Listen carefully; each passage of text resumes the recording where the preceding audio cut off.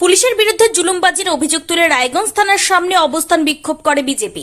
এই বিক্ষোভে নেতৃত্ব দিয়েছিলেন রায়গঞ্জের বিজেপি সাংসদ কার্তিক চন্দ্রপাল, শিলিগুড়ির বিজেপির বিধায়ক শঙ্কর ঘোষ সহ বিজেপির একাধিক জনপ্রতিনিধি। পুলিশকে কটাক্ষ করে চলে স্লোগান, পরিস্থিতি যাতে কোনোভাবে আয়ত্তের বাইরে না যায় তার যথাযথ ব্যবস্থা নেওয়া হয় পুলিশ প্রশাসনের তরফ থেকে।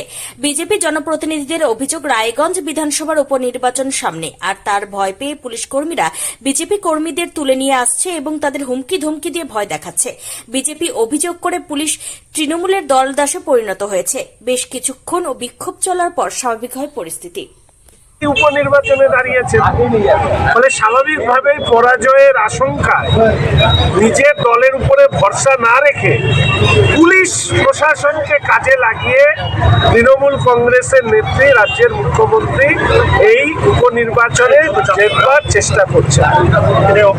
আমরা পুলিশের বিরুদ্ধে নই, আমরা পুলিশের সেই অংশের বিরুদ্ধে যারা থানায় ডেকে রাত্রে বেলা বিজেপির কার্যকর্তাদেরকে ভয় দেখাচ্ছেন, হুমকি দিচ্ছেন, তাদেরকে নানা ধরনের হেনস্থা করছেন, আমরা তার বিরুদ্ধে প্রতিবাদ জানাচ্ছি। এটা মাথায় রাখতে হবে, এই পুলিশ যারা চোপড়ার ঘটনায় চোখ বন্ধ করে রাখেন, সেই চোপড়া হাতে পুলিশের সক্রিয়তা দেখা যায় না, বরঞ্চ যারা অন্যায় করেন তাদের কাছে গিয়ে পুলিশ তাদেরকে কি বলবো মালিশ করতে ব্যস্ত। আর যারা এই অন্যায় অত্যাচারের বিরুদ্ধে লড়াই করছেন তাদেরকে হেনস্থা করে পুলিশ এই সমাজের কাছে কি বার্তা দিতে যাচ্ছে?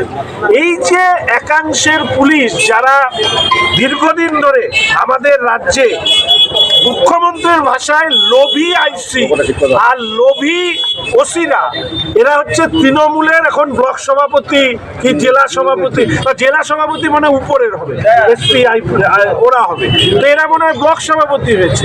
লজ্জা হয়, পড়াশোনা করে এরা চাকরি পেয়েছে মানুষের আইন শৃঙ্খলা দেখভাল করবার জন্য, আর সেই মানুষকে ভয় দেখিয়ে এরা মুখ্যমন্ত্রীর চোখে লোভী আর হচ্ছে কি লালসা এদের এত বেড়ে গেছে।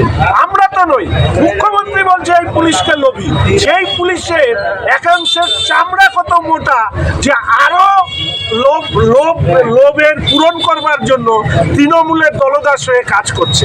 তার বিরুদ্ধে এই অবস্থান যদি বন্ধ না হয় তাহলে 8 তারিখে বিরোধী দলনেতা শুভেন্দু অধিকারী মহাশয়, আমাদের সভাপতি কেন্দ্রীয় মন্ত্রী সম্মানীয় সুকান্ত মজুমদার মহাশয়ের উপস্থিতিতে আমাদের মানস ঘোষের সমর্থনে যে পদযাত্রা হওয়ার কথা সেটাকে আমরা থানা ঘেরাওয়ের কর্মসূচিতে পরিণত করব।